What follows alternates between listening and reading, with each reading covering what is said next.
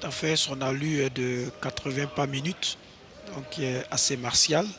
Et c'est une des identités remarquables de cette unité d'élite qui assure la sécurité des institutions de la République.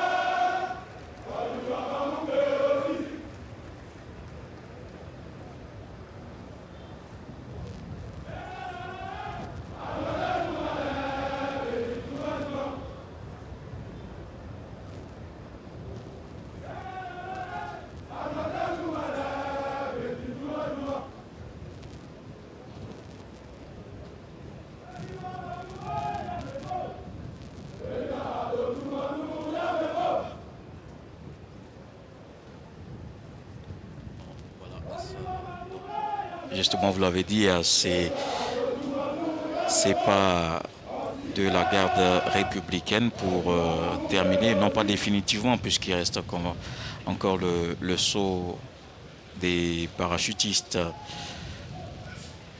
Tout à fait, je dois rappeler que la garde républicaine clôt le défilé militaire. Et c'est une tradition, en ce sens que c'est une unité qui assure, qui se présente comme un rempart des institutions républicaines qui sont incarnées en premier lieu par le président de la République. Donc c'est ce qui justifie le passage à cette position du cérémonial militaire.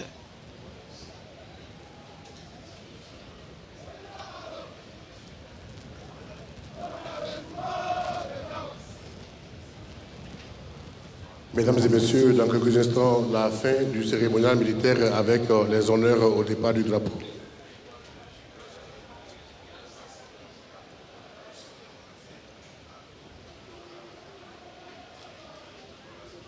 Donc la garde républicaine avec sa mission de sécurité du président de la République et les présidents d'institutions, la protection. Repos. Garde à vous.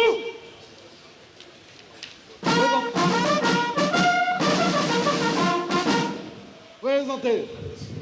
Hop.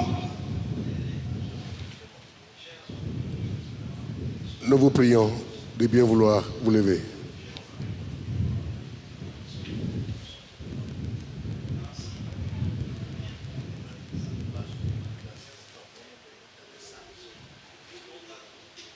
Au drapeau.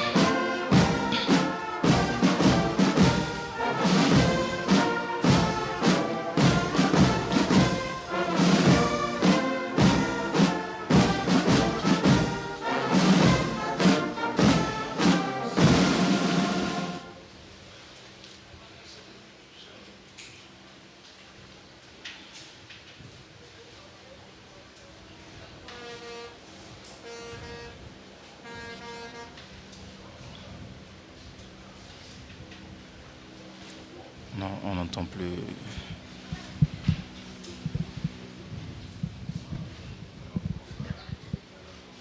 Mesdames et messieurs, veuillez vous asseoir.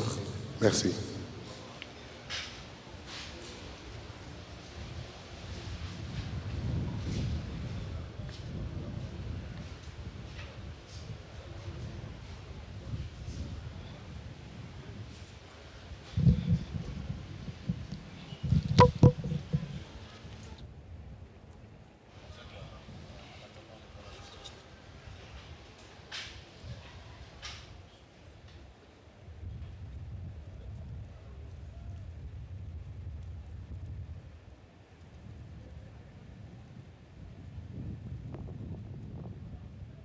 Général de brigade Jean-Christophe Mouot, sous-chef d'état-major de l'armée de terre, commandant de troupes ce jour.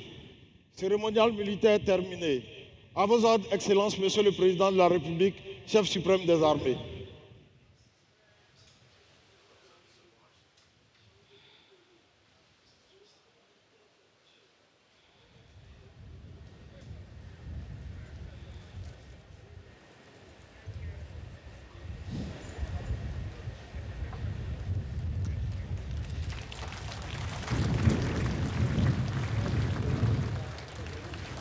La poignée de main entre le commandant des troupes et son Excellence, Monsieur le Président de la République, chef suprême des armées, marque la fin de la cérémonie militaire du 7 août. Mesdames et messieurs, à présent, les attractions et l'attraction qui est prévue, elle se passe à exactement 600 mètres au-dessus de nos têtes, le saut en parachute auquel je vous invite à présent à prêter attention. Ils sont déjà largués. Et comme on le voit sur ces images, évidemment, hein, drapés aux couleurs orange, blanc et vert. Ils sont au nombre de 6. Ils ont été largués à un peu moins de 2000 mètres à travers un hélicoptère, par un hélicoptère Mi-17 piloté par le lieutenant-colonel Biff Laurent des forces de l'armée de l'air ivoirienne. Ces shooters sont paritairement répartis entre le 1er bataillon de commando et les parachutistes et les forces spéciales ivoiriennes. L'objectif est d'atterrir dans, voilà, dans le marquage au sol, un marquage fluorescent de couleur orangée.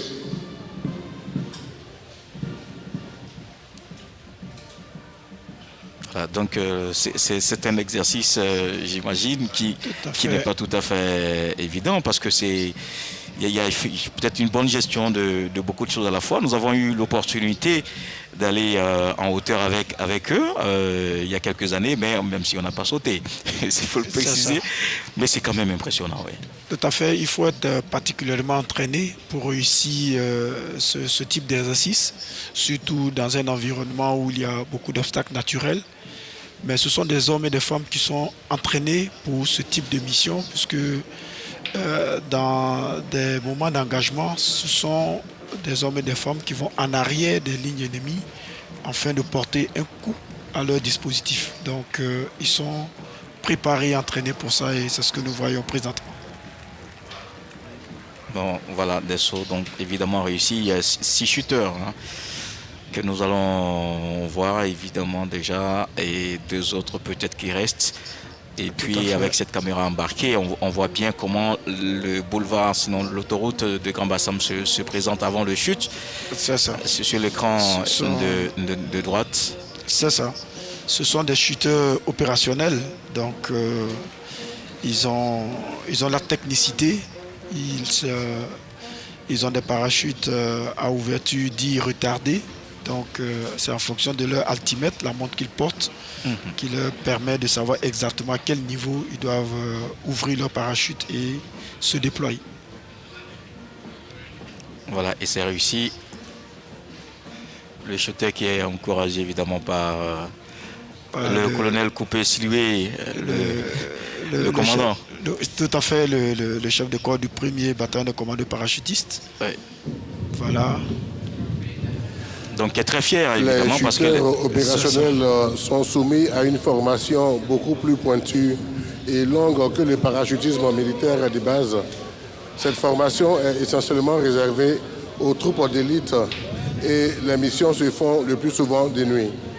Les parachutes qu'ils ont utilisés sont des types L. Le parachute a été déclenché par l'opérateur après un certain temps de chute dans le vide depuis un aéronef volant à haute altitude. L'on parle dans ce cas de figure du saut à ouverture commandée retardée.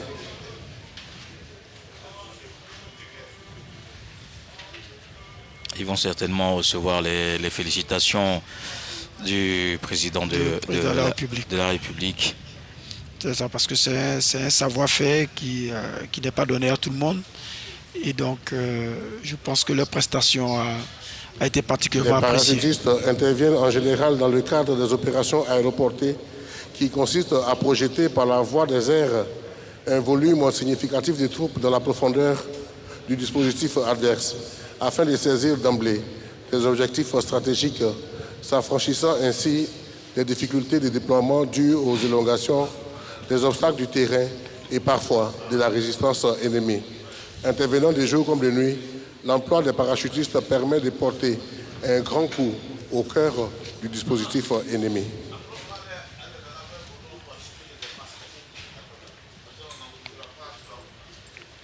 Voilà, comme on le disait, le Premier ministre Robert Begraï-Mambé juste à côté de lui. Notre ancien Premier ministre, ancien vice-président de la République, Daniel Kablan-Duncan, est un fils de la région, tout comme Roger Nyuambala aussi,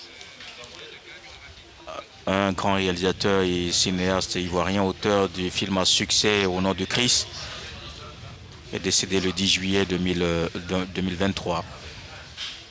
Donc c'est cette ville historique de Grand Bassam qui nous accueille pour ce 64e anniversaire de l'indépendance de la Côte d'Ivoire célébrée aujourd'hui. Et voilà pour les images de l'intérieur du pays. La célébration est également en temps réel, notamment à Gagnoa. Tout à fait. Nous voyons le même défilé, peut-être à une autre dimension, évidemment beaucoup plus réduite. Et là, la population qui participe. Et vous l'avez dit, ce lien, cette fusion qu'il faut avec la population que l'armée, évidemment, s'emploie à mettre en œuvre. C'est ça. Et là, maintenant, les parachutistes sont arrivés au niveau du président de la République. Et le chef de groupement va recevoir les félicitations du président de la République, le lieutenant-colonel Nagaki. Ouais. Le lieutenant...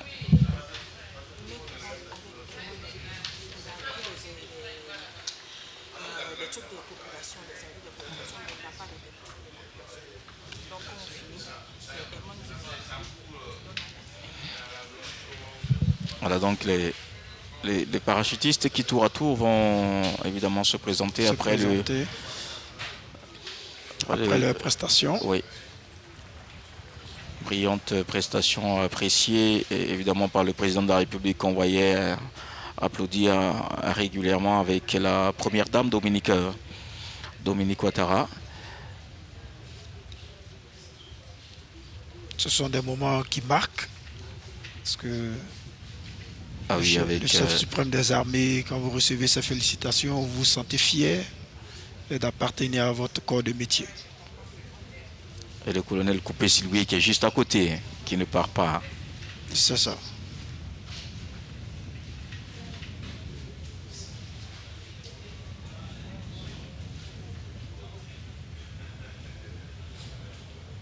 Il en reste encore deux autres shooters qui vont se présenter. Et il y aura la photo de famille. Et le drapeau de la Chine. La Chine qui cette année, et on va le dire à l'honneur, un pays invité. À l'honneur parce que la Côte d'Ivoire entretient d'excellentes relations avec ce pays, surtout dans le domaine de la coopération militaire, principalement dans le domaine de la formation. Et donc, c'est la Chine qui est l'invité spécial de l'édition de cette année. Voilà, et on voit cette belle coopération ivoiro-chinoise qui s'est matérialisée évidemment par plusieurs réalisations en Côte d'Ivoire et avec le soutien de la Chine. C'est ça. Notamment le lycée d'excellence de Grand Bassam, fruit de la coopération ivoiro-chinoise. Et le lycée qui est juste à côté de cette place qui nous reçoit sur le boulevard, sur l'autoroute de Grand Bassam, un établissement bâti sur 20 hectares, établissement de prestige, nous l'avons dit, puisque pour y être admis, il faut avoir en moyenne 14 de moyenne à partir de la 6e et de la seconde. Donc le lycée d'excellence Alassane Ouattara de Grand Bassam est le 3e dans le genre après le lycée scientifique de Yamoussoukro et le lycée Sainte-Marie d'Abidjan Cocody, évidemment doté de matériel de pointe et de toutes les commodités pour favoriser les études dans de bonnes conditions. L'ouverture a été faite à la rentrée 2019-2020. Évidemment, sans aussi oublier les MPT que vous dirigez, qui a aussi ces bons résultats. Chaque année, c'est une tradition, le succès à l'EMPT. C'est ça, on pourrait dire que c'est une tradition.